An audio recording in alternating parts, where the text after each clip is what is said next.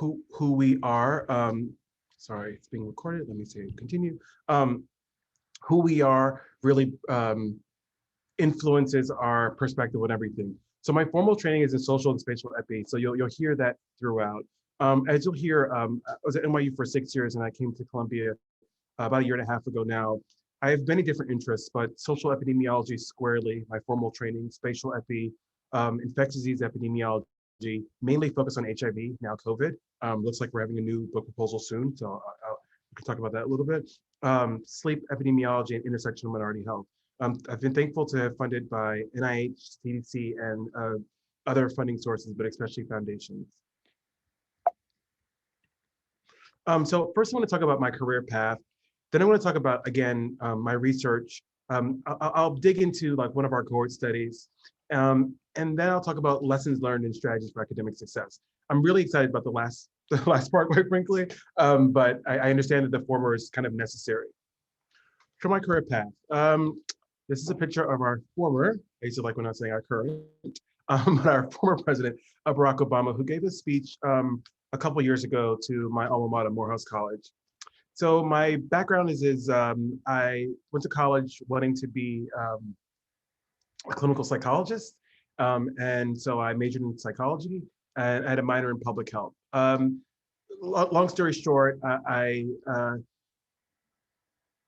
really enjoyed my public health and epidemiology courses.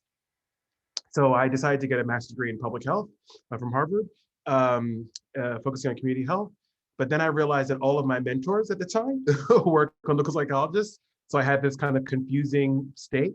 And I decided to apply to both clinical psychology and PhD programs in public health. And I was fortunate to have been awarded to get into both, but I decided to stay at Harvard for a couple of reasons, but mainly I realized that public health was more my passion, and social epidemiology to me spoke really to me in terms of the change that I wanted to make. And I stayed there to do my postdoctoral fellowship. Of course, undergraduate and graduate training, I took courses, various teaching and research experiences, and I'll highlight just one of them. So this is a picture that actually of my college professor, one of my first mentors. His name is Bill Jenkins. You may have heard of him. He's one of the first African-American PhDs in epidemiology. He did his PhD, as we'll hear later, in epi at UNC. And I look rather young there, gosh.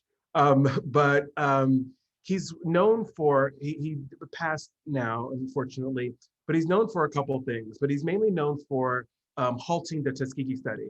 So it was single-handedly him who identified the ethical concerns in the Tuskegee experiment and ultimately stopped it.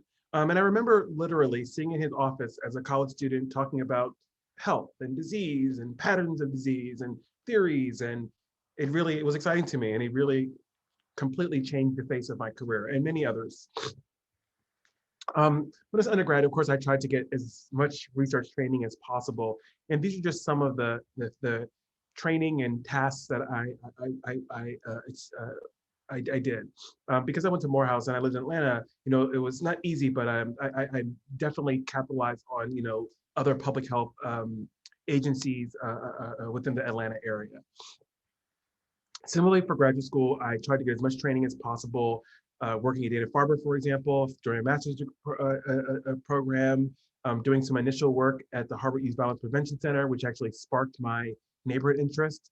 For one summer, I literally went around to every neighborhood in Boston and I talked to all the community leaders and I asked them questions about their neighborhood boundaries and many other things, which we've actually used in research, et cetera.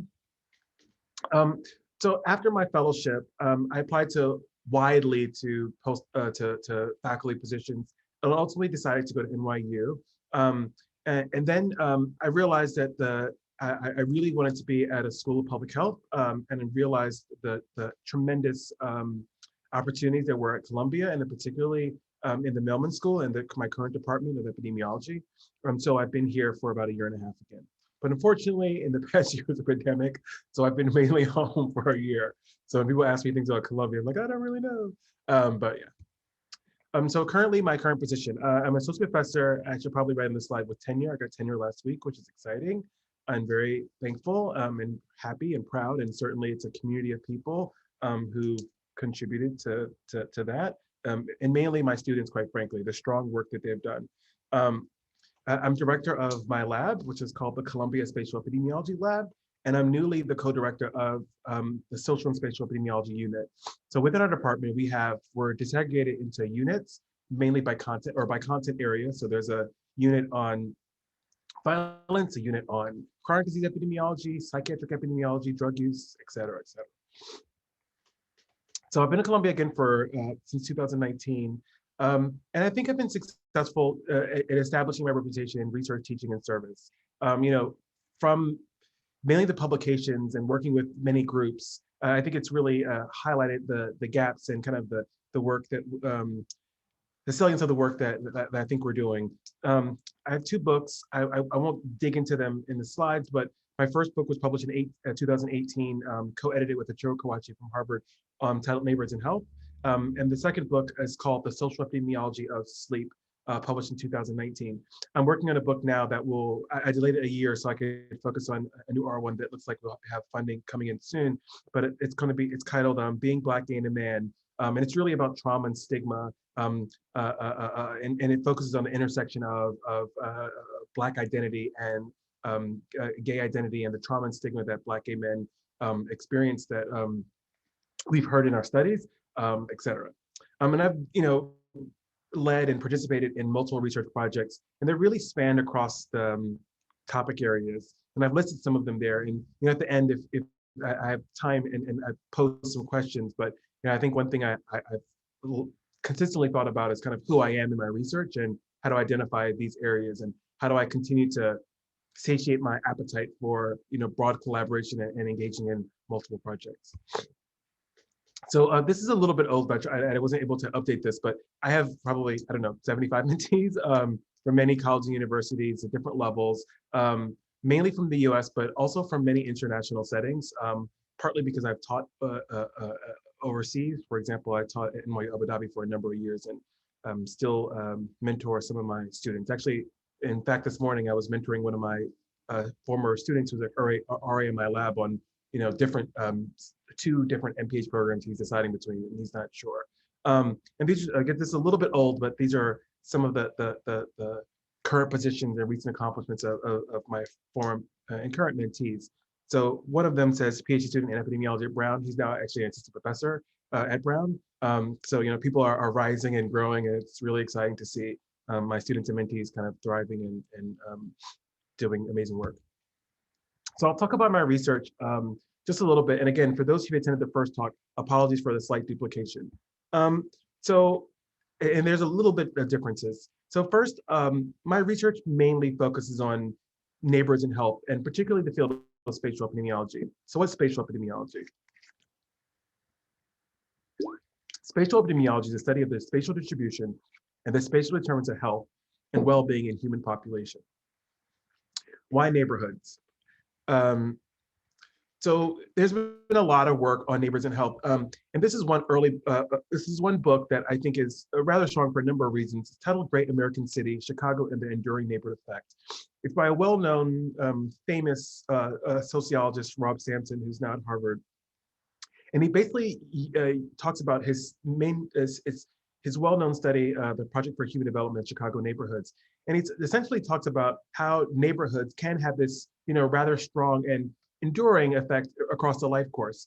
And he's a sociologist, so he talks about, social conditions, like how neighborhood crime impacts, in poverty impacts other social outcomes like neighborhood collective efficacy and social cohesion. And he also talks about health. So here's a quote from George Kaplan, who's a professor emeritus at the University of Michigan. He said the following: like real estate, health is location, location, location. Where you live makes an enormous difference in terms of the air you breathe, the schools you go to, the work, transportation, housing, streets, violence levels, etc., that you live with on a day-to-day basis. A colleague of mine made this documentary a number of years ago titled Bad Neighbors Affect Your Health, the story of low-income housing residents in New York City. And this is a still from the documentary of this low-income woman who just said that they don't really care about us in the hood, as she described her neighborhood. And she went on to say that in her neighborhood, there wasn't any healthy food options. For her to get anything that was healthy, literally she had to go outside of her neighborhood. There have been a number of and many kind of media reports on the potential salience of neighborhoods. And these are just some screenshots of some of the clips on that. One is titled "Neighborhoods with More Light Have Higher Breast Cancer Risk. Your zip codes have just a big impact on your health as your genetic code, et cetera, et cetera, et cetera." So in my field of neighborhoods and health, what we're trying to do is isolate what I call the neighborhood effect. So looking at the effect of a particular neighborhood characteristic, for example, neighborhood PrEP clinics, on a particular health outcome, for example, current PrEP use. And of course, we adjust for a wide range of factors, individual neighborhood, maybe other neighborhood characteristics, to make sure that we really isolate this association. Because most of my work focuses on, or a large a subset of my research program focuses on HIV, I just put one conceptual model, but one of my colleagues, Victoria Fry, based at the City University of New York, which links physical neighbor characteristics, social neighbor characteristics, and also social norms to alcohol use and sexual risk behaviors. So just the field of neighbors and health has kind of grown, exponentially over the last couple of decades. And this is just a kind of a more granular view since 1980, but we also see growth. There have been many books that have been written about neighbors and health, if this is a topic or area you want to get into. I think the latest one is still our book with Achiro, where we tried to summarize the field as of 2018. So in my field, I decided to highlight a review, and this is a broad review by a colleague of mine at MIT, Mariana Akea, which looked at how neighborhood characteristics may affect health based on a study of systematic, she conducted a systematic review with her colleagues in the United States. A couple caveats first. There are many other reviews. Some focus on methods, for example, multi-level studies. Some focus on particular health outcomes, for example, HIV. Some focus on particular populations, for example, sex with men, and many other populations, et cetera. In this review, which is similar to many other reviews, we see that the vast majority of studies are cross-sectional. Many studies use administrative neighbor definitions, et cetera. So we also see that the vast majority of studies don't really focus on neighbors and health disparities, although we see there's significant and growing research.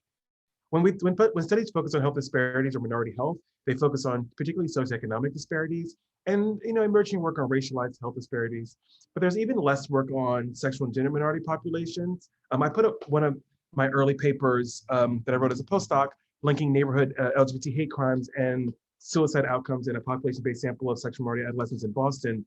But still, there's just very few work, and there's very few work at the intersection of these things. For example, low-income racial minorities, and especially racial minorities who also happen to be sexual and/or gender minorities.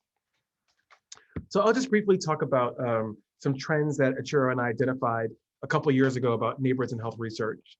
One, after about a decade of predominantly cross-sectional studies, we do see some movement in terms of causal inference. So studies that are longitudinal, including fixed effect designs, as well as studies that focus on natural experiments. We also see that there's increasing methodological sophistication that's been accompanied by these studies, where studies are specifically designed to study the effects on neighbors and health. I teach a course on this stuff, so I don't have time to get into it deeply, but briefly, the vast majority of studies initially were not designed to study neighbors and health. Essentially, they were looking at other things, and they happened to have a census tract identifier or address, and they spatialized the studies. There's growing specificity in examining neighborhood effects, so more specificity on the exposure side as well as the outcome side. For example, looking at electronic health records with objective health outcomes, for example, obesity. I've published a couple of studies using those methods. We also see studies that have evolved from ecological designs to multi-level designs to more spatialized designs, for example, taking into account spatial autocorrelation. And we see researchers are also now more advocating and really embracing the complexity of this stuff.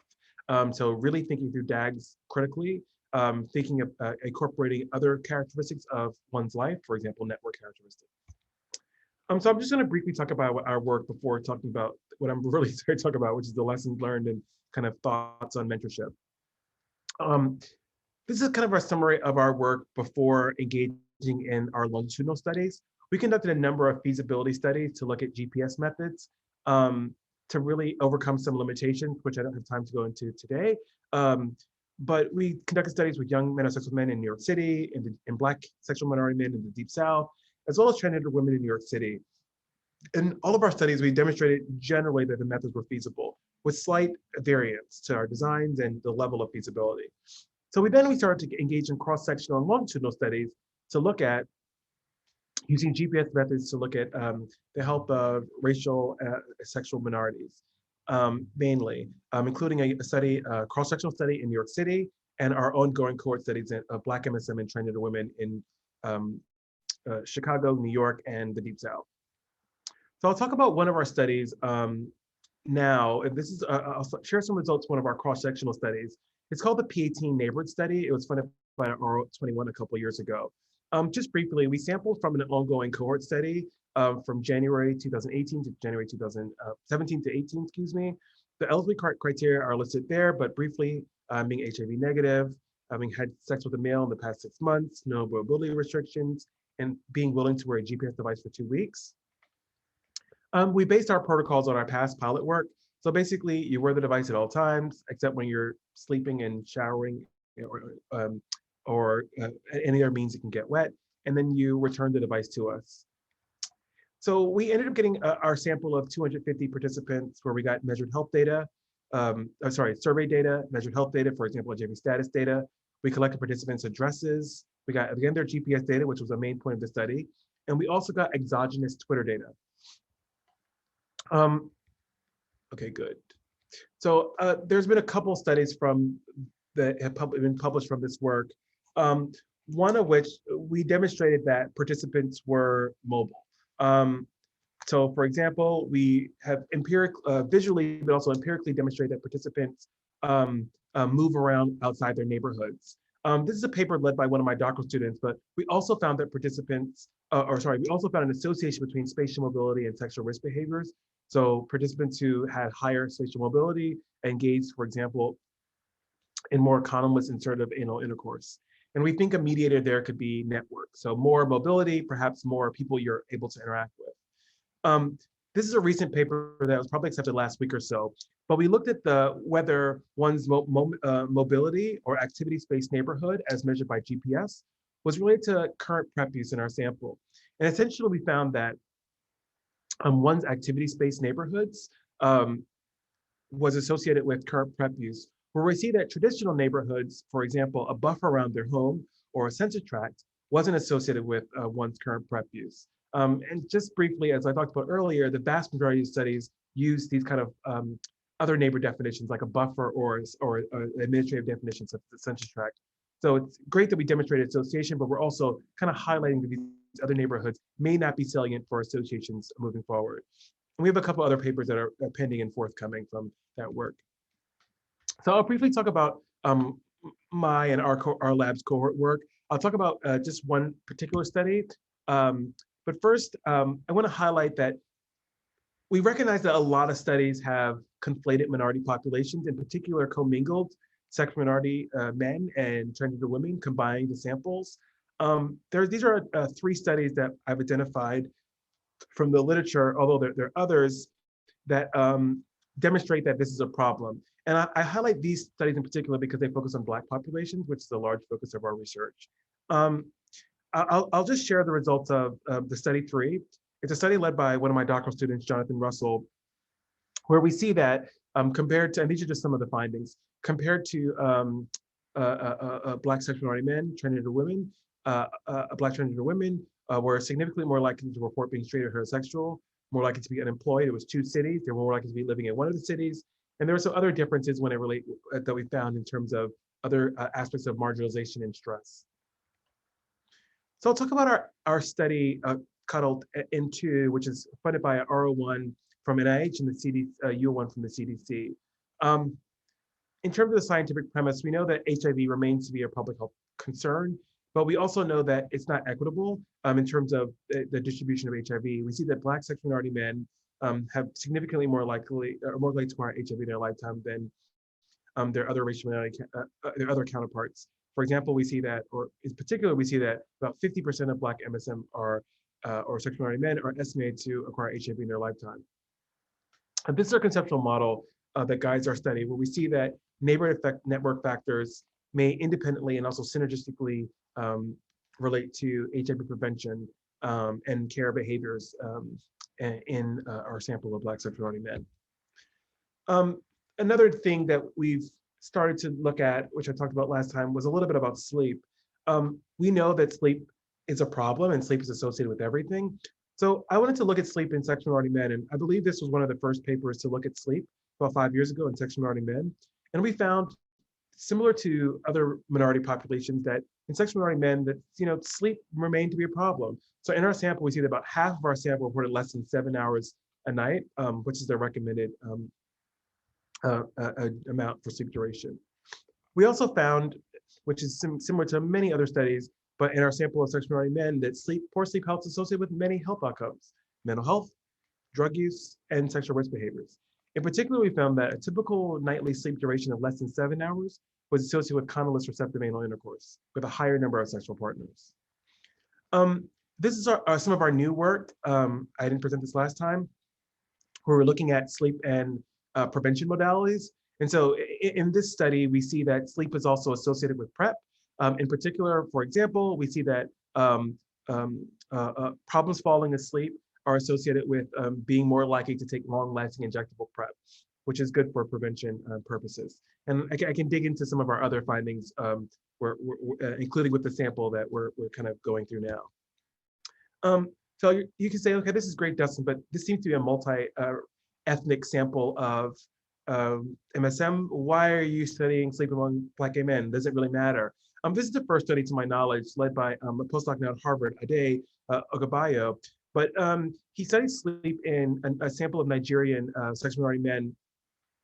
And he finds that similar associations that we found, but essentially we see that sleep is associated with depression, drug use, and condomless sex. So very consistent findings as ours. And the other thing is that there has been some work that specifically looked at intersectionality and highlighted that, yes, we know that there's a large set of research that shows that racial minorities suffer from poor sleep health. There's a growing number of studies, including studies from our lab, that show that there's sexual and gender, but I'll focus on sexual orientation, but disparities when it comes to sleep health. And there's been some work now led by a colleague of mine who I'm doing some work with, Billy Carreras here at Columbia, that show that Black gay men in particular suffer from poor sleep health. So this is one of the findings, but he found that Black gay men had significantly higher odds of very short sleep. And I think that was defined as less than or equal to 4 hours of sleep per night, compared to, which is really, really short, of course, compared to Black heterosexual men. And keep in mind, again, that there are existing racial disparities. So we know that Black men have much worse sleep than their white counterparts. So at N2, we have about 600 participants in Chicago and the Deep South, where we're collecting many different data types. I won't get into it all here, but survey data, network data, as well GPS data, as well as some exciting ways we're collecting sleep data. We're recruiting in different ways, really informed by our CAB. So, and what we believe to be most feasible. So RDS via Chicago, really purposeful sampling, and really community-based methods in the South. This is just an example of one of our flyers. This is pre-COVID, so things have changed. Again, a flyer and for an event that we were hosting a couple Halloweens ago, and highlighting that we do some of this work on social media. This is an in-person event that we had, pre-COVID, where we give participants, t-shirts and water bottles and other things. Our methods paper was published a couple years ago, but in brief, we see that, just move the screen, we see that this is a really marginalized sample. About 50% report being unemployed, over 65% report annual income of less than $25,000, about a third report being homeless. Oops, sorry. We see that despite that many of our participants were, because of our collaborators and sites, were recruited from or engaged in healthcare, we see that about only less than a quarter were currently taking PrEP, And while we see high rates of HIV treatment adherence, so we see that 90% of participants report currently taking ART, we see that that isn't consistent. So always or mostly taking their medication. So we see about half of the participants who are currently taking their ART are most or always or mostly taking their medication. There are a number of findings from this neighborhoods work that I found interesting, but one finding that I've been talking about a lot has been, actually, I'll share another finding first. So this is not a slide that yet, but we've done a lot of work on neighborhood reputation. And so we have a paper led by one of my doctoral students that we're currently working on where we see that living in a neighborhood that has a bad reputation, controlling for socioeconomic status and a wide range of factors is associated with sexual risk behaviors, including condomless sex and selling sex. Another finding or something that I've been fascinated has been around the area of police violence and police harassment. So we see that there about 65% of participants report a lack of police presence in their neighborhoods, but the same proportion report police harassment in their neighborhoods. So again, I'm not sure what this finding means, but it could mean that there's a lack of police presence in Black and brown neighborhoods, but when they're in those neighborhoods, the police are harassing people. So these are some of our network findings that we got from a network inventory, but mainly participants, not surprisingly, are having sex with cisgender men, although we do see a lot of variation, and a lot of people, about 50%, are having sex with casual partners. This is one of the few or first studies to have longitudinal GPS data in a human population, which is exciting.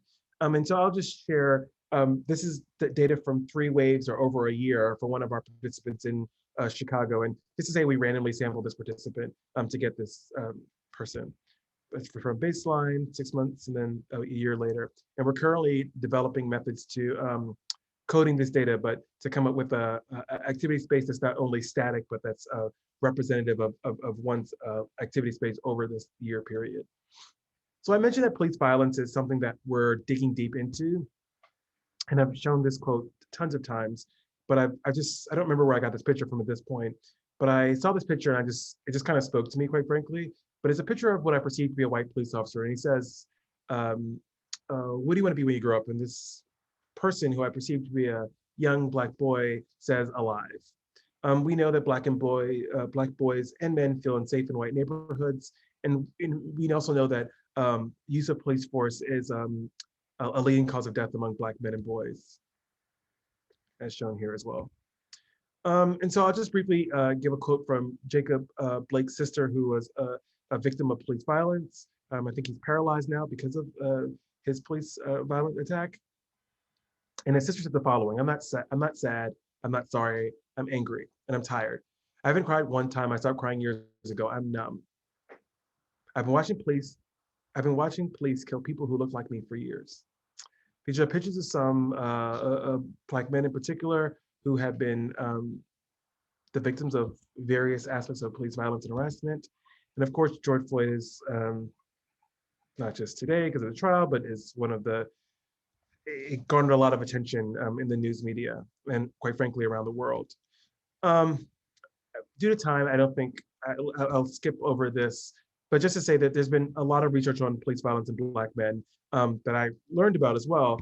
And essentially, there's a disproportionate burden of police violence among Black men, and that it does cause trauma. So this is one qualitative study where participants reported they do exposure to police violence foster distrust in police, and it was accompanied by hypervigilance and feelings of injustice, which isn't surprising. There's been many works that have looked at police violence and HIV. These are some papers here, and I presented them because they're conceptual models, but there's one paper led by a colleague and mentee of mine, Devin English from Rutgers, which shows that past year police discrimination was associated with less PrEP willingness. There are many other papers, including papers from our group, that show that police violence be associated with mental health, police violence is associated with drug use, healthcare utilization, et cetera. I'm doing some of that work with some colleagues, particularly a colleague of mine, Maria Khan. for NYU. We're also thinking about to building that out with future grant proposals to use some more sophisticated metrics on police violence with our Chicago site in N2 and also our New Orleans site in N2. So some of our preliminary findings, we see that police reporting police harassment in their neighborhood, reporting to be a big problem, is associated with age or earlier age of sexual debut on our participants, and we see a univariate association with sleep problems in our sample. In cycle 5 and 2 plus, we're looking at many things: stress, trauma discrimination, mindfulness. We're planning a call later on today where we're looking at mindfulness, using many other methods, including a method called ecological momentary assessment. Just briefly, EMA is a method whereby you're able to assess where people are doing in real time, and we're planning some studies where we are commingling GPS and EMA methods in tandem.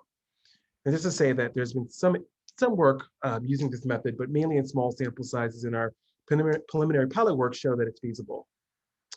It's a little bit old now, but I should have updated the number, but I think there's like 31 million COVID cases now and over 550,000 deaths of COVID, including in my own family.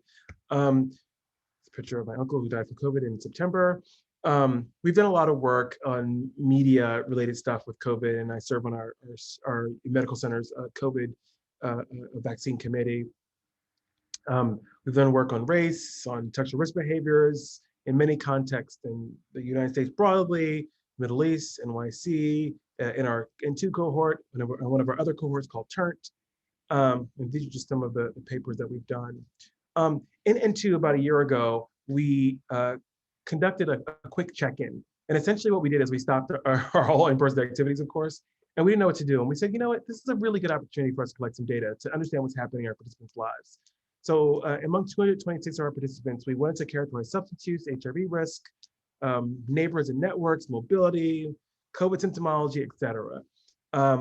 And we looked at a wide range of variables, including IPV, health insurance loss, food insecurity, basically everything we can do in about an hour, a 40-minute survey. There are a number of findings from this. One, we see that there's about 71% of participants report current cannabis use in the past 14 days. We also see increases, about 20% of our sample report sleep problems then in the peak of the COVID pandemic, and we also see there are some participants who report less, that it's hard to get PrEP since the COVID pandemic, about 16%. These are some of the findings that we have, but we see that intimate partner violence victimization, which we see has increased in the pandemic, and I think about 25% report intimate partner violence victimization, as well as reporting that traveling as a financial burden was associated with greater difficulty and perceived difficulty in assessing ART. We also see that there are many correlates of poor sleep health, including being worried about being infected with COVID, knowing someone who's diagnosed with COVID, partner violence, was housing instability. And I've already said, at baseline, we already see that about a third of our sample report housing instability. So, this is a concern for us. And we're just thinking about building out into beyond the United States, but globally, including in London and somewhere in Sub-Saharan Africa. With London, with my colleague, Rusi Jaspal, and in Sub-Saharan Africa, we're not sure yet, but we're in talks with some Columbia colleagues, including at ICAP and Caprese. So lessons learned. Okay, now this is the exciting part, hopefully. So I think the first thing is that people think of success as this kind of straight arrow, and it just kind of happens. Maybe that's for everyone else other than me, but that's certainly not been the case. Success is really this squiggly line where you have a goal and you have setbacks, but you move toward that goal. So some best practice for getting the most your undergrad careers. I guess I should have changed this a little bit, but really recognizing your goals, writing them down, articulating them, make sure they're malleable, and recognizing they're moving targets. And quite frankly, to continue to build connections between other colleagues, professors, and students. So some lessons learned are always doing well in your coursework, establishing research experiences. I think exposure is really critical to gaining new areas and learning new areas. Quite frankly, I became interested in sleep health from attending a workshop. And I started asking some mentors and senior colleagues of mine who are HIV experts whether sleep can be related to HIV. And they said, oh, I don't know. And they asked me to draw DAGs out and start kind of running models. And so I put a sleep item in one of our HIV studies. And then all of a sudden I started engaging in sleep research and becoming fascinated with it. Of course, publishing is always critical. And I gave some advice on that. Contacting people, I think, is really critical, making connections. I should have thought about this a little bit in the COVID period, but I think email is overwhelming now, but I still think connecting with people over email is really critical. It's how you connect. I think social media is actually really helpful. So connecting people on Twitter, sometimes like students email me or DM me on Twitter, or people are interested in faculty stuff. I'm not sure calling is quite, there, but that happens sometimes. And conferences, and including, I think, going to virtual conferences. I've been working a lot with my mentees of thinking about how we connect in conferences in the COVID pandemic, but actually still engaging in that way, I think is helpful. I really think it's important to kind of know who you are and sell yourself, quote unquote. So I have a short version of who you are. Hi, I'm Dustin Duncan and I study neighborhoods and health, and perhaps a longer version. Hi, I'm Dustin Duncan, I study neighborhoods and health, particularly among sexual and gender minorities. I have 2 cohorts, that kind of thing. I've been practicing it well for your colleagues. So here's some my perceived strategies for early career success. I think preparation, presentation, and opportunity are critical. And I think that they all 3 equal success, or that's my experience. And these are just some things of preparation. It's really doing, reading, writing, and it's really never too late from my perspective to get to prepare for your next steps in your career. I think presentation is really critical. I think one thing that I frequently think through is that perception is reality. So if you think that I'm a good epidemiologist, then I'm a good epidemiologist. If you think that I'm a poor epidemiologist, then I'm a poor epidemiologist. So I think it's really important to present yourself as such. And, seeking out and capitalizing on opportunities. Sometimes opportunities come to you from my perspective, but I think a lot of times we have to seek out opportunities. So for example, I really want to teach a class at NYU Abu Dhabi for some personal reasons and also professional reasons. And so I reached out to every dean I could think of, literally, and emailed them and said, hey, I really want to teach in Abu Dhabi. This is who I am. This is why it's important. And, a couple months later, I had a contract and I would go to Abu Dhabi and teach, which was something that was helpful for me in my teaching portfolio at the time. And of course, I made amazing research connections as well. Other lessons that I learned, I think mentorship matters. I think it's incredibly critical. I'll talk about being focused in a second, which I think is also really critical in your research.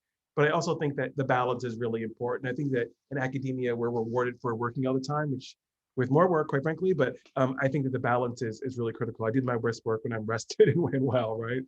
So I think that balance of taking out time is important, especially probably now, so more so when there's less separation between home and work. So I'll share my slides for sure, but I just think mentorship really matters. And I really think it's important to have really not as many mentors, but have what I haven't come up with a term for it, but let's say a team of mentors. I think it matters for so many reasons. Enhancing your skill set and knowledge set. I think sometimes it's great to have that individual recognition and encouragement. I find that helpful with my mentors. The honest criticism and informal feedback. Sometimes one may not feel comfortable giving real critical feedback.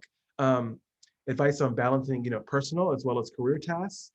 I check in with my department chair, for example, about different career tasks that I'm offered. Hey, I'm offered to be an editor board for this journal, but I'm an editor board for another journal. Should I do this? Is it more work? Does it matter? Thinking through that. Not always, but sometimes I check in with that. Awareness of formal and informal political aspects, bureaucracy and rules, which exists in our environments. Some other things are, if you're not lucky to have a good mentor, really creating a mentors and really picking them out.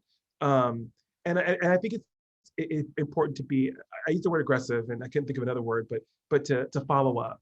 And I say that because, sometimes someone emails me and I'm not able to respond, but, sometimes I get a lot of emails in a day and I also have to do work, right? I have to write RO1s all the time. and it's just kind of my career. So, I'm certainly not unique in that, but my point is I think it's really critical to follow up, particularly people who you want to engage with. And don't just listen to what people say, really look at what they do. One thing I did early on, and I still do, is I used to look at people's CVs. And to me, it was a fascinating kind of social experiment because I would see kind of what people are doing or how they've moved in their career. So this is a traditional model where you have kind of a student and the senior mentor who says, hey, student, do this. But I think that that's, really not how it should be. This is a little bit of an older slide. So some of my mid-career mentors or junior mentors are now mid-career or senior. But these are some of my mentors in my earlier career stage. And so this is a really young picture of me. I look like a baby, but there's really a team of people who I rely on for different things. And quite frankly, have completely shaped my thinking and my strategy for how I navigate research topics, but also professional and personal decisions. I won't, because I want to leave a little bit more time for questions. I won't get into my mentors' kind of backgrounds, but I'll just say that they have very, very different backgrounds in everything and who they are as people, but also their training and so, for example, Bill Jenkins, who is trained in epidemiology and statistics, biostatistics, where a mentor of mine, Raquel Collins, is trained as a psychologist. Again, different people in terms of who they are, but also different in terms of their training. And Gary's now senior, so he's no longer associate professor, and again, very different training. So David Williams is a sociologist, and Chiro Kawachi's a physician trained in epidemiology. So again, very different experiences or backgrounds. And just to say, I put this slide up to say that, it doesn't stop, or maybe it stops for some, but I don't want it to stop for me. But I really think it doesn't stop. So these are two of my mentors from Columbia. One is my department chair, who is a spatial epidemiologist and really a fantastic person, but also a fantastic mentor, Charlie Brannis. Another mentor at Columbia is Wafa El-Sadir, who directs ICAP and well-known HIV epidemiologist, but very much not only mentors in my career, in my research, like thinking collaboration-wise, but also as needed, thinking through, again, stuff like, hey Charlie, someone asked me to give a talk here, and I'm already giving 5 talks this semester or 10. I think this is too much. Should I or not? Hey Charlie, someone asked me to be an MPI on this grant, but I'm already writing 2 R1s this cycle. I don't know if I can do, that kind of thing. And I find it incredibly helpful. So I put this to say that it doesn't stop, and I think it's really important to engage with mentors. I think it's important to have different mentors from different disciplines and quite frankly, at different career stages, especially, I'm assuming most of you are, in fellowship stage and maybe junior faculty. And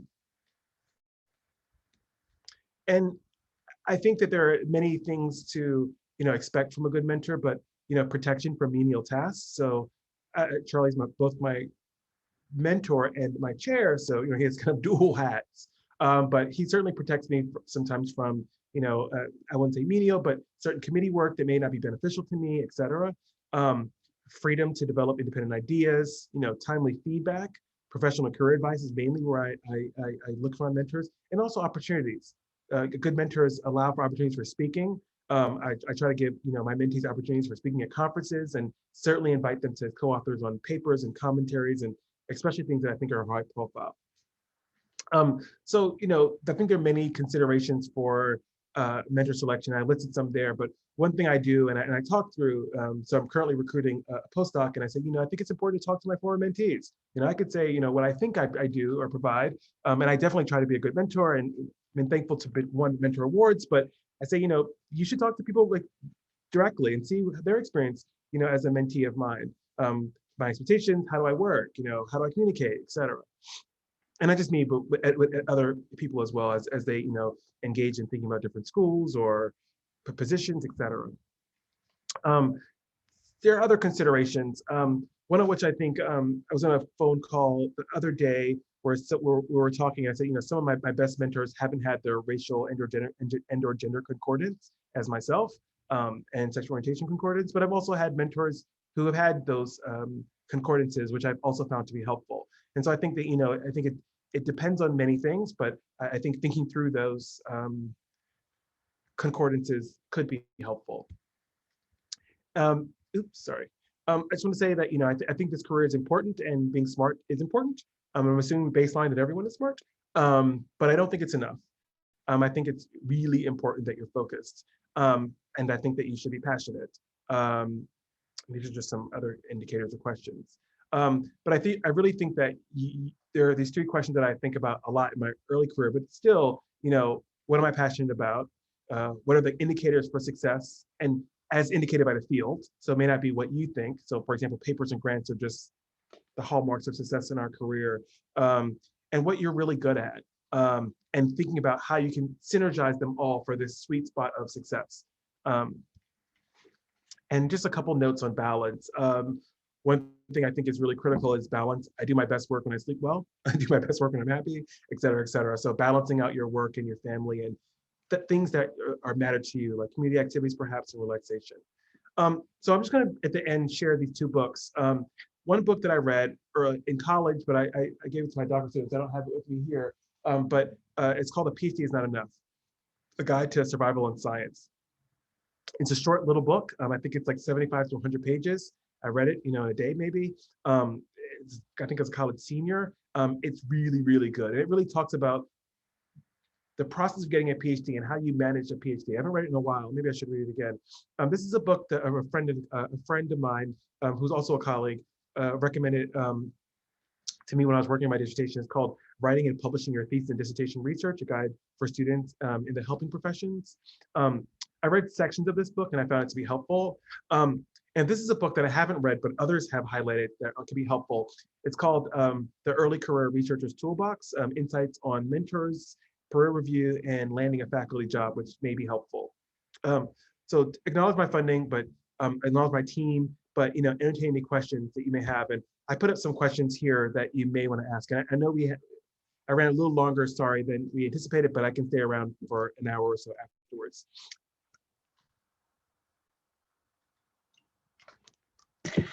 Thank you so much for that. I would love people to chime in with questions. I have one or two, but this is not about me. So why don't we, if you can stop sharing just so we could potentially see folks who want to, thank you. Who has questions?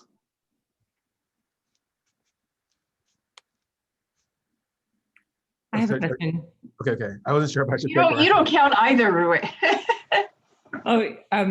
Well, it's not a question for me.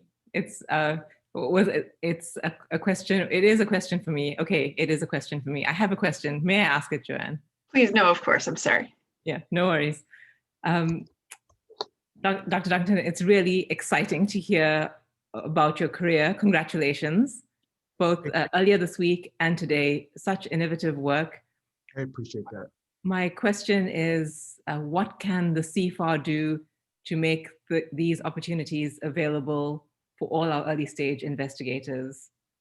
So, of course, we do our best to do things like provide pilot funding, have manuscript writing workshops, grant writing workshops, but there are also the skills around, kind of two things you mentioned, how to decipher the research environment and deal with bureaucracy and other gaps that we have. And I think probably one of the gaps that we have is when people bring new ideas, maybe we don't do enough to bolster them. It's much easier to move projects ahead where there's already some traction, but it would be great to think about what we can do as a CFAR to support early stage investigators, and yeah, all your ideas are much appreciated. Thanks so much. No. I think this is great. I like the idea of pilot funding. It's critical. It changed my career, quite frankly. Like my early pilot funding, I tried to. This is the first time I gave this talk in this way. So, and it's been a while. So there's a little.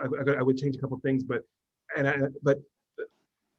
those feasibility studies were really funded by pilot work or in centers. For example, NYU Center for Drug Use and HIV Research, and literally those pilot awards, only $25,000, launched my career in terms of giving me the pilot data that I literally put into my R01s, right?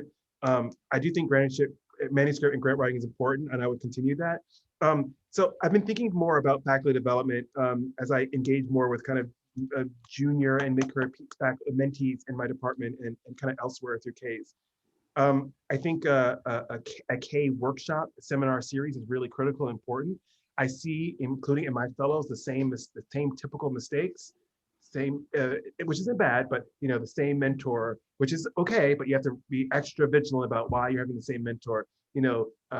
Really highlighting why you need a K, as opposed to, so for example, if you say, and this is something that literally came up yesterday, if you say that you need expertise in causal inference, you also can't say that you're expert in causal inference, right?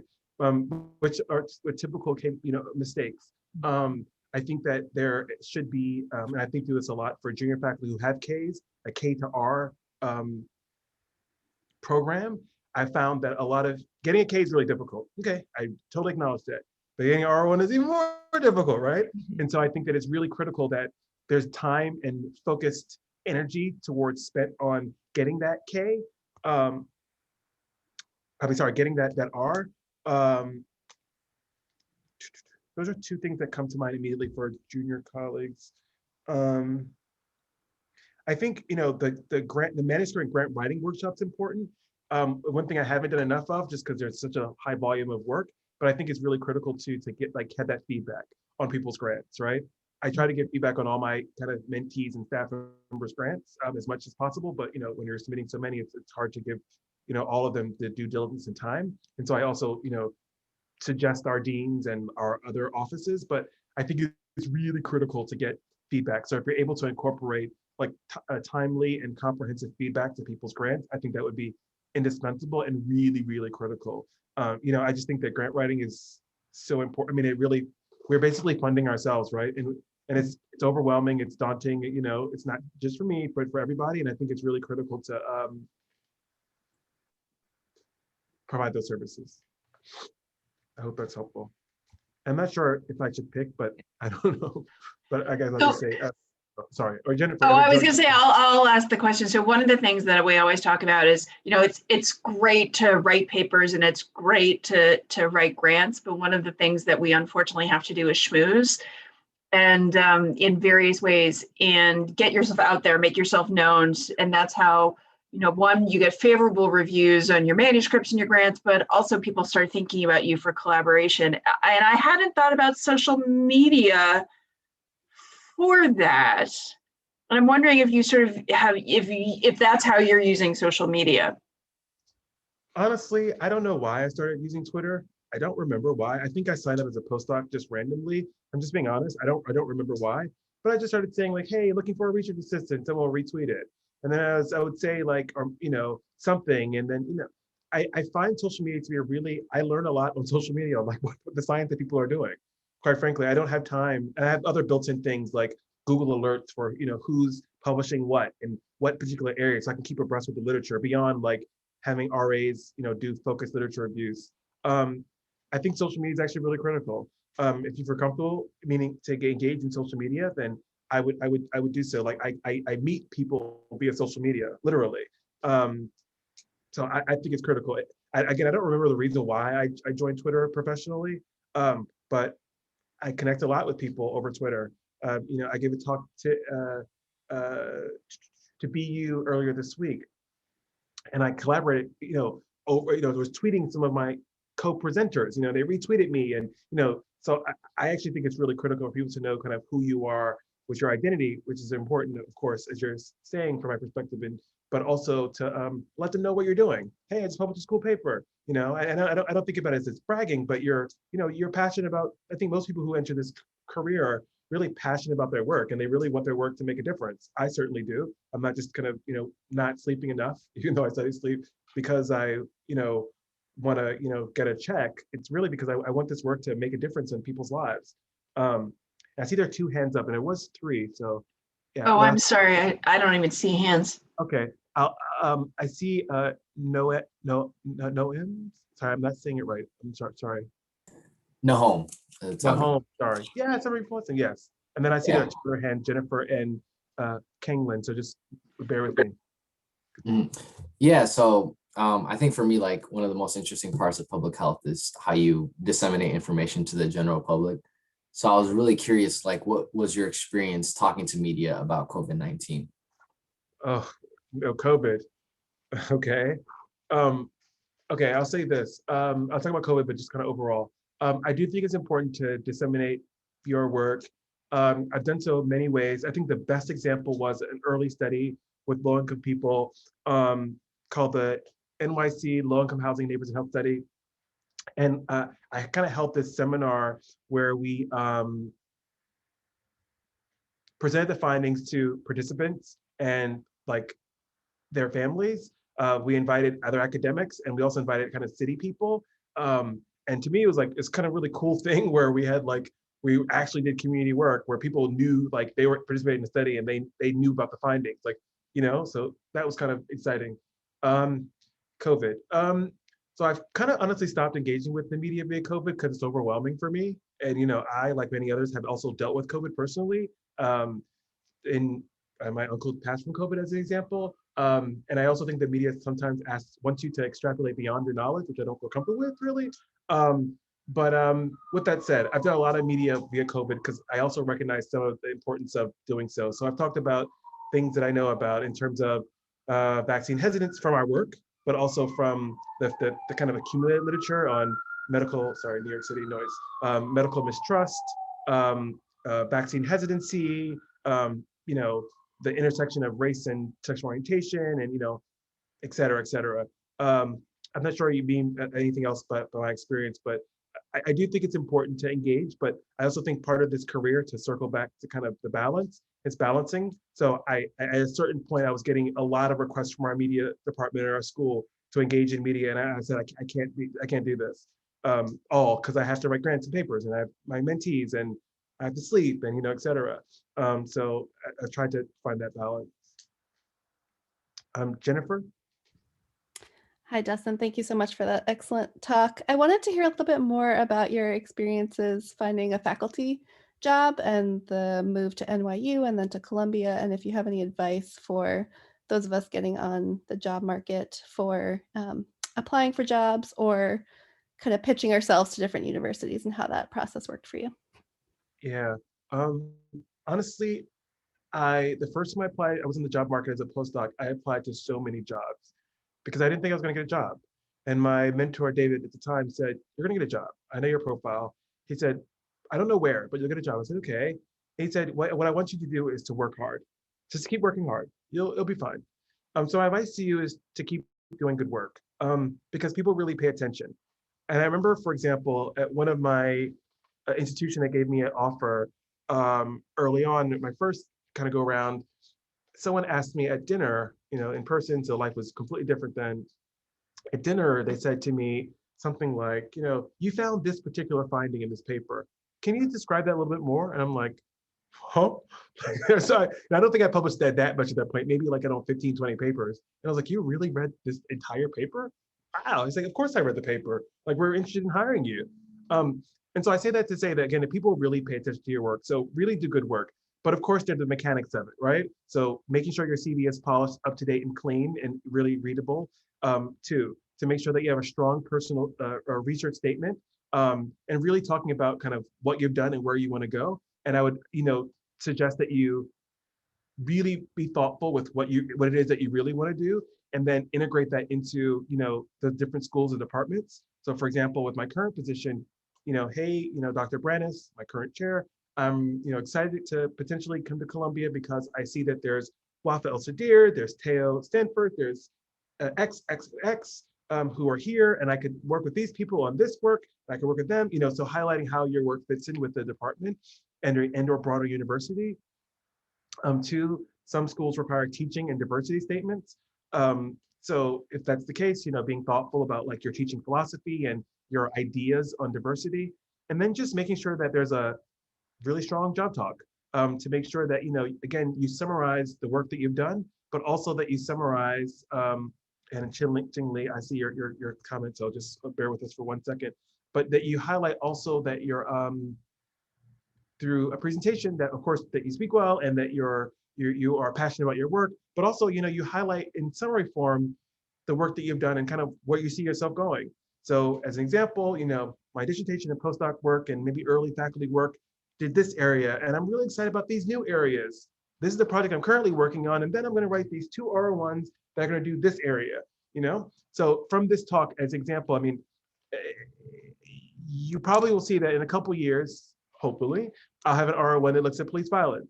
You may see, hopefully, but then I'll have an R1 that focuses on sleep. That's my next immediate goal.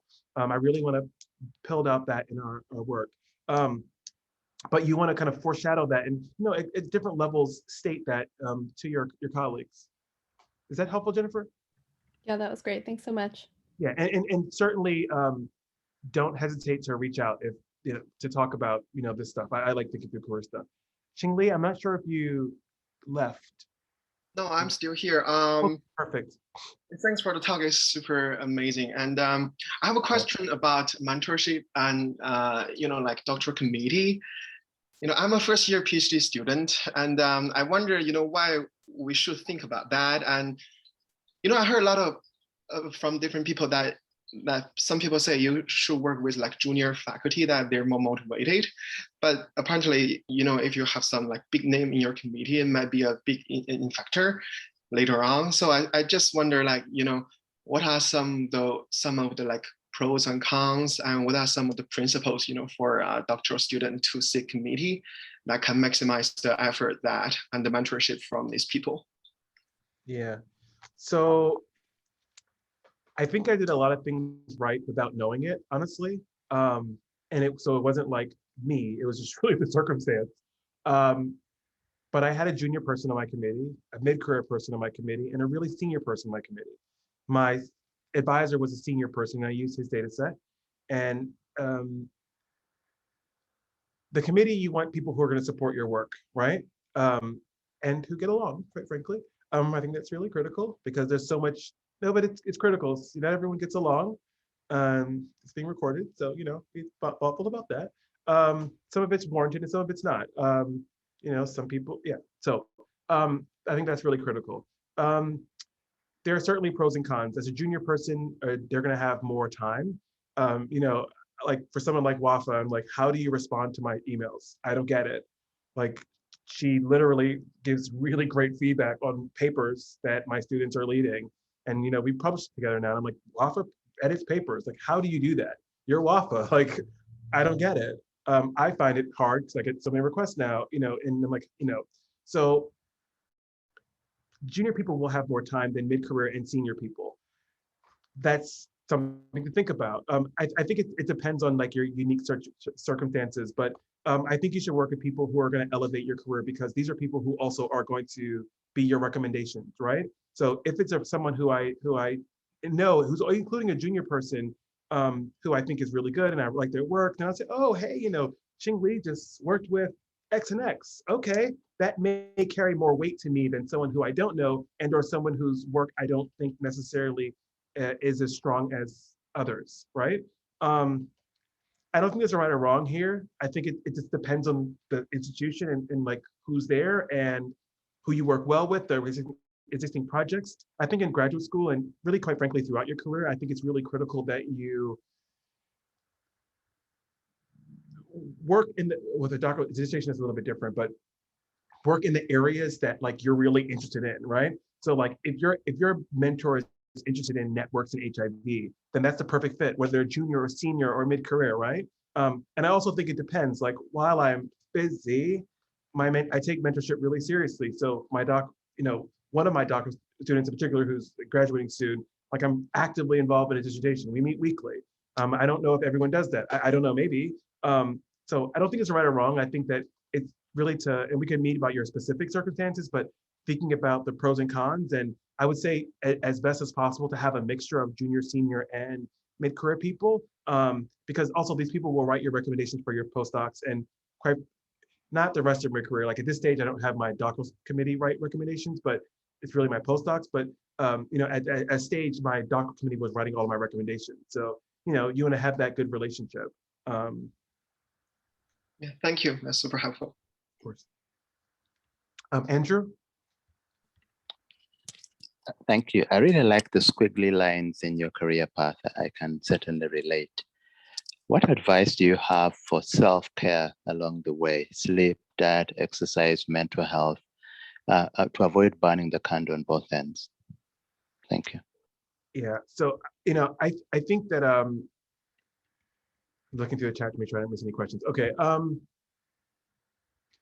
I think that in this career, we're taught to work hard and we're rewarded for working hard with more work. Hey, Dustin, you reviewed this paper so good. Can you review another one? But I just reviewed this other one and I did a good job on it. And I spent a lot of time on it and I wanted to do good. Okay, I'll do it. Oh my God, Dustin, you reviewed, or someone, person X, you reviewed this paper good again. So good. Can you review another one? But I have to do this now. It doesn't stop. And so I think one, setting those boundaries for yourself on when you work and how you work. So I'm not ubiquitously on email. So for example, during my talks or presentations and meetings, I intentionally close my email. Not all of them, but most of them, so I can be focused. I think one thing I've been, I'm going to use the word mindful intentionally, but I've been mindful about is being present. So I'm present in everything in my life, quite frankly, but including in my work. So the specifics, what I do. So actually, you're not planted, but in the audience, but this book I'm working on, Black Gay Men, is all about mindfulness and trauma and healing from trauma. And it's really about healing and self-care. Things that I personally do, I go for walks. I think it's really helpful for me to go for walks. It helps me to clear my mind and think. Something else that I do is just basically before I go to bed, not read, or a lot of people read or cook, but I just sit there and listen to music. And it may sound a little bit weird or strange, but it allows the day to just get off me, whatever has happened in the day. I think that, the strategy for self-care will vary, but I do think it's important to build that in. One thing I do literally, although not with my self-care, but I build in things for myself in my calendar. One of my mom's friends, who's a professor, used to say, okay, I'm heading to this meeting, everyone. And the meeting was yoga. Because we're family friends, she would literally say, I'm heading to a meeting, and her meeting was yoga. And it was building in that time. So, I don't know what that self-care activity is for you. And it could be multiple activities, but maybe trying them out and definitely building that in. And I mean it with complete sincerity. I literally do my best work when I've had rest and time off. So I do work a lot, but I definitely make sure I have that recovery time, because it certainly helps me stay focused and it helps me give me good ideas. If I'm really tired, I'm not going to be working as well. And I know that, right? But from a strategy standpoint, which isn't about self-care, but what's related, is when I'm working and I feel tired and working on one thing, I quickly go to the next thing. So I make sure I keep that momentum up. But just overall, to your comment, Andrew, or your thought, I think that you should engage in self-care as much as possible, but build in time for self-care. I think it's critical. And I don't think in our field, broadly speaking, we talk about that enough. I think we talk about, hey, Andrew, it's really important that you get this paper. Hey, Andrew, it's really important you get this grant. And you work hard on the grant, you get the grant, you work hard on the paper, you get the paper, then it's okay, Andrew, you got this one paper, now you have 10, I want to see you have 20. So, then you have 20, then you get 40, and it just never stops. So I think that Joanne certainly knows that way more than me, but I think it's really critical that you build that time in. And I also think it's important that we build in time, and my mentor said this to me, and I don't think I've done this enough, but also build in time to kind of acknowledge your successes, because I think that this is one of my really good friends, who's a dean at NYU. She always says we're in a rejection business. And it's really true, right? We get grants that are not discussed all the time. You may get a 41 on the grant, which means you're not going to get it more than likely, et cetera, et cetera, et cetera. And while there are many successes, and I said this, maybe not explicitly, but there are many more failures. But so I think acknowledging those successes is really critical. At least it's been for me. So hey, Dustin, someone said my paper is good. Yay, that makes me feel good. So when someone tells me Dustin, your idea is stupid, it's okay. Well, got to roll with it. I mean, they literally don't say it's stupid, but so sometimes reviewers are rather harsh. But so I'm not sure if that's helpful. Have you solved the email problem? So I was told one of the most important things is to schedule email, just like you schedule everything else. But I can't manage to do all my emails in the time that I schedule it. No, and I've been thinking about writing a commentary on this. I think the expectations around COVID and email have changed completely differently. However, we all have lives.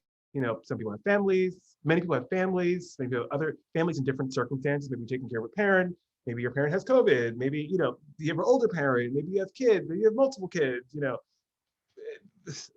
I think that the expectation of, you know, this really swift response to email is kind of untenable. And also, you know, in our career, we really have to think a lot. So if I'm going to write a grant on something, I'm working on a grant now, you know, I have to think about it, right? I just don't, it doesn't just come. I have to think about it to like convince reviewers, but also to make it good. You know, if the government's going to give me or someone millions of dollars or even not millions of dollars to do a project, you want it to be good. I haven't done that. I haven't come up with a strategy to get my emails down to a manageable volume because there's just so many that come in all the time, and they're exciting requests, and you know, and there are multiple things: being a manager, being a mentor, being a grant administrator, you know, being a grant, you know, start developer, you know. So I honestly don't think I've come up with that yet. But what I do is I do a lot of folders.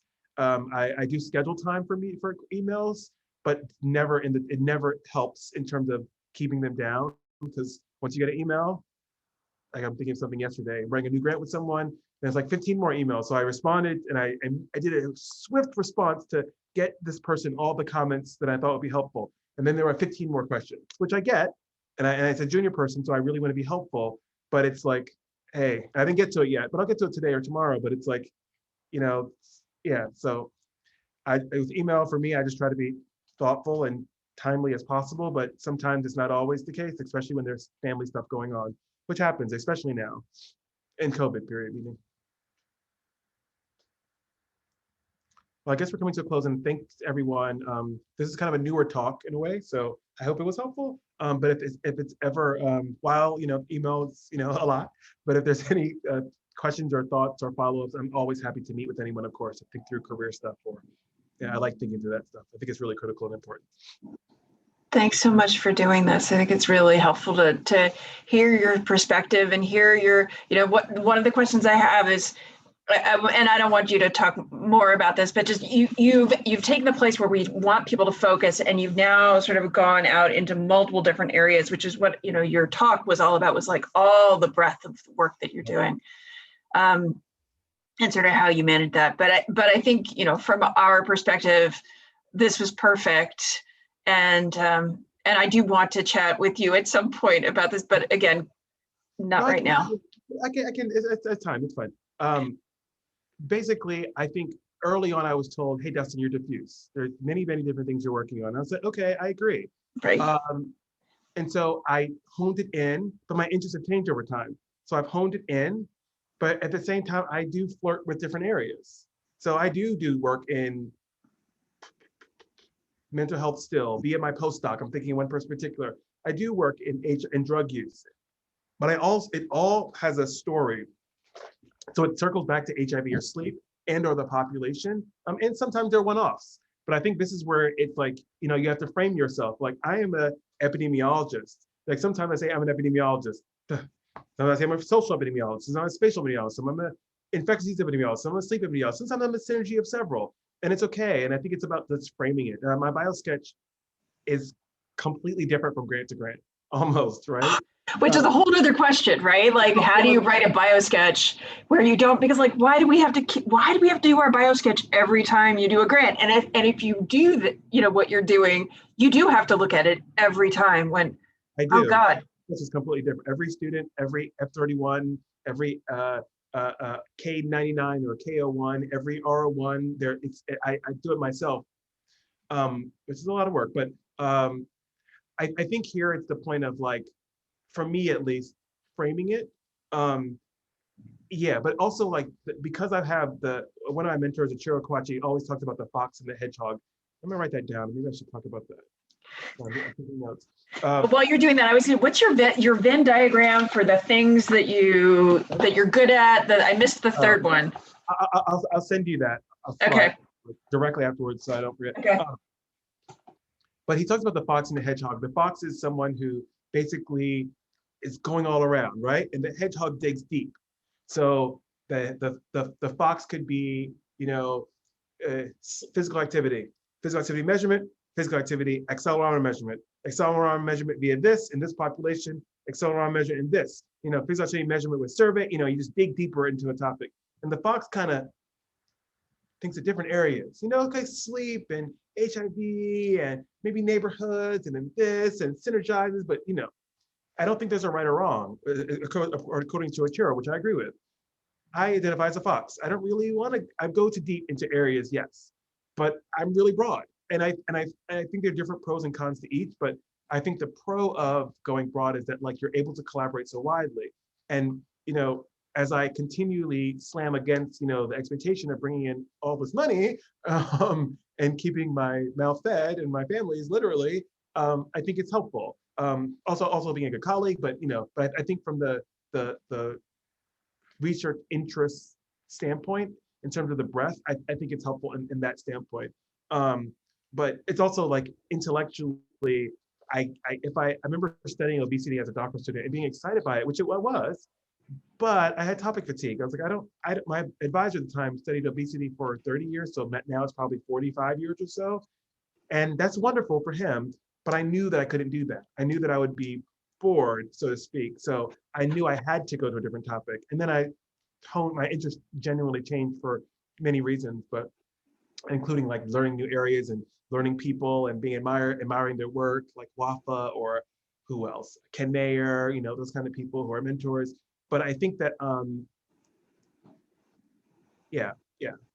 No, I think it's an example of we again, at least most of my folks, we recommend sort of the narrow start, right? And as you get older, you can sort of branch out, but you really are, I like the Fox and the Hedgehog. I've never heard that before, but and it works for you, but I don't know if it works for everyone, but I don't think it has to. I don't think there's a right or wrong to either one. I think it could be both, like, right? Because like if you like when it comes to neighborhoods or GIS methods, like there's a colleague here. I think that's definitely one of my areas of expertise. But there's a colleague here who's a junior person who's much more knowledgeable about GPS stuff, because that's one of his. He's more of a hedgehog in that way. He has two areas, GPS and then this content area, and he really digs deep into GPS, which is great. And I've dug deep, but I probably could dig deeper, right? And it's okay, but I potentially like I can't dig deep and go wide at the same time, I don't think. And I think that there's no right or wrong in the career. Like I think you can be both and be really successful from my perspective. I think it's your personality, maybe the state of the research. Also, I find like in the areas that I'm interested in, there's not a lot of work. So I keep getting into these different areas because like at the time I said, we had this police violence finding and I said, this is really interesting. Then I started working with Maria Khan on her R1, it was on police violence. And I said, oh, this is really interesting. And I started getting into these areas and I realized there was nothing there. And so I started developing, and moving into these new areas and I saw nothing was there. And so it helped, facilitated me asking more questions. And then reviewers, want new papers when there's not enough scientific premise. So I started getting into areas for grants and, like the sleep and prep paper was to demonstrate there was association. Now, reviewers said in my last grant submission that wasn't discussed, like, hey, there's no research here. And I was like, oh, okay, you're right. Let me look at it. And so I'm working on that in resubmission now. And I'm like, well, now we've conducted 4 studies. We saw association in these different samples who are independent. The effect estimate is this to this. So this is why we expect this, that kind of thing. And now you're the expert because no one else is doing it. Well, that's a whole nother thing. I remember in one of my grants, I wrote, hey, Dustin Duncan is a leading expert on sleep in LGBT populations. And I asked a mentor and a colleague, a friend of mine, I said, hey, this is kind of weird. I don't like saying that. And he said, well, it's true. And I was like, well, yeah, there's just 2 of us though. And the other person is a junior person who's a colleague, a mentee of mine, a colleague of mine. I'm like, well, yeah, but then you become the expert, exactly, by getting into these kind of new areas, which is something else. I'm gonna write that down. Sorry, I haven't given this talk in years. Yeah, no, I don't have any problem saying the leading expert in something that if I'm the leading expert, there are 2 philosophies here at the University of Washington. One is that one should be humble at all times and never say things like that. You should never say you're the only or you're the best or you can say, I would never say that. Never. But there are some who say you should have humility for the whole, and I don't think you can survive. And I do need to go too, but I don't think you can survive without, as you say, one, for your own mental health, it's important to recognize I'm good at something, right? People recognize me for something, but also, there is that need to toot your own horn occasionally, because other people, there's so much stuff going on that if you don't, that people aren't going to notice. I mean, so comment. I don't think it's tooting your own horn. Like, I think it's acknowledging, and I had this talk have a little bit of a focus on marginalized populations, but I took that part out because I wasn't sure the audience, and I didn't think that it was. I thought it was going to be a broad audience. But I find that, thoughtful with words, people don't know what you're doing unless you let them know. Sometimes, and oftentimes actually. So I don't, while there are colleagues here who I know what they're doing generally, I mean, I know what they're doing unless I'm meeting with them. So you may not know about my latest study because I haven't published it yet, you know, et cetera. And I don't think it's necessary. I think some people is tooting their own horn, which is something on its own. But I certainly don't want to toot my own horn, but I do think it's important that, like, and I think I owe it to the field to let someone know that, hey, I did this work, and this is something that you could cite and or know about and or, you know, whatever. But also I think it's really critical because I think it's, you know, we're building these areas of expertise and people have to see you as an expert. And if they don't see you as an expert, I think that your investigative score, for example, will be a 4 when it could be a 2. And I think a lot of it's framing, a lot of it's the work, of course, you have to do the work, but I think also a fair amount is framing it for people. Like, you know, I remember one of my reviews for the sleep book said, you know, Dustin hasn't done enough work on sleep. And I was like, well, actually I published 15 papers last year. Maybe you didn't know about that, but I did. And then, you know, we did this, and I actually have this study on sleep, but you know, you don't know about that. And do I think I was the expert on sleep? Of course not. Susan Redline, who is our main author on that, is the leading sleep epidemiologist, or one of the in the world, from my perspective. There are others, but she's one of the top. And so, you know, I in our response to the reviews to our book, we just highlighted like, hey, I actually done work on sleep. Maybe you don't know that. I have worked in other areas for sure, but sleep is something that I'm interested in, and I've done work in that area. And we have several studies on that. In sleep item, we have a sleep item and now sleep wave in our cohort. So we will have, you know, additional stuff on sleep. And so I think it's like also just important to frame to anyone. Anyway, I hope this was helpful. Thank you so much for this. And again, Danielle, I appreciate your emails and stuff. I saw your last email, and I'll probably text my information. That's all. Okay. Thank you again. Right. So helpful. Again, we'll talk once I get on the other side of and you get on the other side of an R1. Let's have a conversation. I would love that. All right. Have a good day. Cheers. Bye.